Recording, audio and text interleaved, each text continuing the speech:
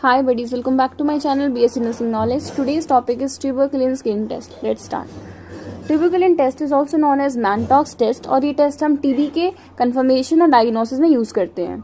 इसमें हमने प्रोसीजर में क्या लिखना है, हमें PPD purified protein derivative 0.1 ml जो है वो इंजेक्ट करना है पेशेंट के फोर आर्म में, इनर सरफेस में. और ये पीपीडी क्या है, ये ट्यूबरकुलिन का रीएजेंट होता है.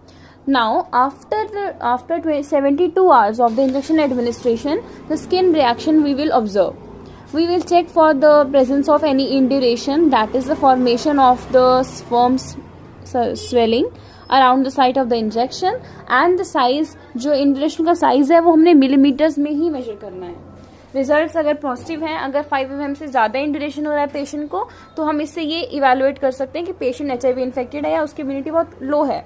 अगर तो इंड्यूरेशन 10 mm से ज़्यादा आएगा तो कोई पेशेंट जो होगा वो ड्रग अब्यूजर्स होगा या फिर कोई लैब वर्कर होगा या इन्फेंट्स में हो सकता है. ऐसे 15 mm से ज़्यादा अगर इंड्यूरेशन आ रहा है, इसका मतलब ये है कि without any presence of risk factors जो पेशेंट है वो पॉजिटिव आया है. कई बार ये होता है कि जो रिजल्ट है पॉजिटिव, गलती से यानी ड्यू टू सम एरर्स भी आ सकते हैं. किन केसेस में, जैसे कि पेशेंट को पहले से कोई इन्फेक्शन था नॉन ट्यूबरकुलस माइकोबैक्टीरिया का, या तो हो सकता है कि पेशेंट ने पहले कोई BCG वैक्सीन ले रखी हो जिसकी वजह से जो रिजल्ट है वो फॉल्स आ रहा है. इनकरेंट एंटीजन के यूसेज से भी ऐसा हो सकता है, या फिर हमने मेथड जो परफॉर्म किया है उसको मैंटॉक्स टेस्ट करने के दौरान वो गलत हो सकता है. कई बार जो टेस्ट है रिजल्ट वो नेगेटिव भी एरर्स की वजह से आ सकता है, जैसे कि अगर पेशेंट ने किसी ने रिसेंटली टीबी की इन्फेक्शन उसको हुआ है तो उसकी वजह से नेगेटिव रिजल्ट गलती से आ सकता है.